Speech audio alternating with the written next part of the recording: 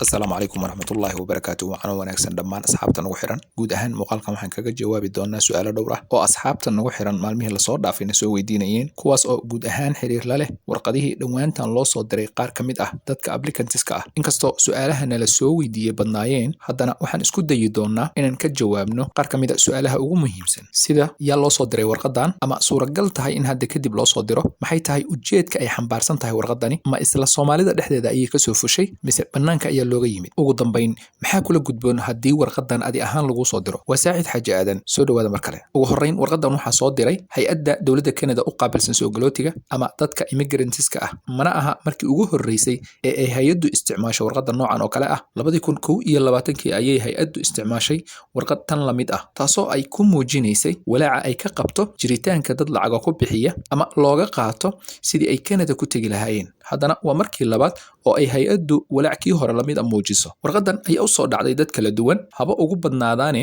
dadka 2023 waxaraystay. Waxa kale oo suuragal ah in hadda kadib loo soo diro dad kale oo applicantska ka mid ah. Mana aha wax u gaar ah sanad iyo koox gooni ah, laakiin waa mid hay'addu ku salaynayso hadba heerka uu gaarsiisan yahay shakiga ay ka qabaan qofka applicantska ah. Haddii aan soo koobno, nuxurka qoraalka ayaa u dhignaa sidan: waxaan helnay xog tilmaamaysa suuragalnimada in aad lacag bixisay si lagu kafaalo qaado. Waxaan sidoo kale haynaa xaqiiqooyin la aamini karo, taasoo la xiriirta in lagu weydiiyey in aad bixiso dakhli u dhexeeya 20 ilaa 30 kun oo dollarka Mareykanka ah. Sidoo kale in ay jirto gacan saddexaad oo lacagta loo diro. Waxaan sidoo kale haynaa xaqiiqooyin sheegaya in lagaa hormarsaday lacag dhan 5 kun oo dollar si howlahaaga ama dacwadaada loogu fududeeyo. Marka qormada oo weli socota ayaa leh: fadlan xaqiiji haddii kafiilkaaga ama sponsorkaagu uu lacag ku weydiisto si uu kuugu kafaalo qaado Canada. Intaa kadib, waxay qofka applicantska ah ku baraarujinayaan in haddii arrinkani yimaado uu qaado tallaabooyinkan soo socda. Kafiilkee ama sponsorkee ayaa ku weydiiyey lacagta? Ma bixin kartaa ama ma nala wadaagi kartaa meesha lagaa codsaday inaad lacagta ku bixiso? Qiimo intee le'eg ayaa lagaa codsaday inaad dirto? Ma nala wadaagi kartaa telephone numberka qofka aad lacagta u dirtay? Qaabkee ayaad lacagta u dirtay? Sidoo kale, ma nala wadaagi kartaa wax xaqiijinaya in aad lacag dirtay, sida warqadaha aqoonsiga, risiidka iyo wixii la mid ah. Marka aan horey u sii soconne,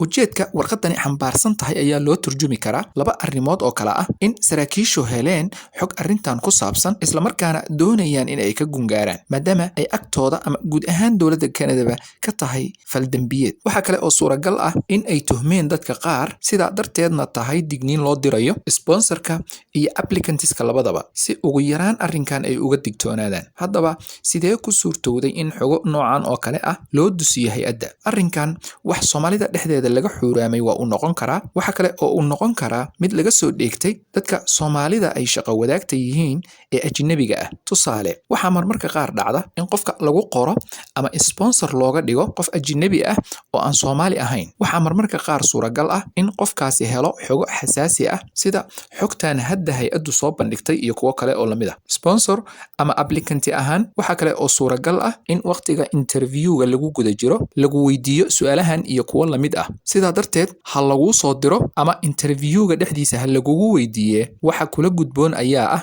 inaadan wax walwal ah muujin ama aysan khalkhal kugu abuurin, maadaama xogta hay'addu soo bandhigtay tahay xog si guud u hadlaysa. Fadlan, haddii aad nala soo gaartay dhammaadka muuqaalkan, waxaa naga xasuusin ah inaad muuqaalka like garayso, siina share garayso si uu meelo fog u gaaro, dadkuna uga faa'iidaystaan. Wixii talo iyo tusaale ah waxaad noogu reebi kartaa qaybta commentiska. Hana hilmaamin inaad subscribe tiraahdo si xogaha aan channelkan ku soo gudbino aysan marna kuu dhaafin. Intaan barnaamijkan mid lamida ku kulmi doono, waa Saacid Xaaji Aadan oo idin leh. Asalaamu calaykum waraxmatullaahi wabarakaatuh.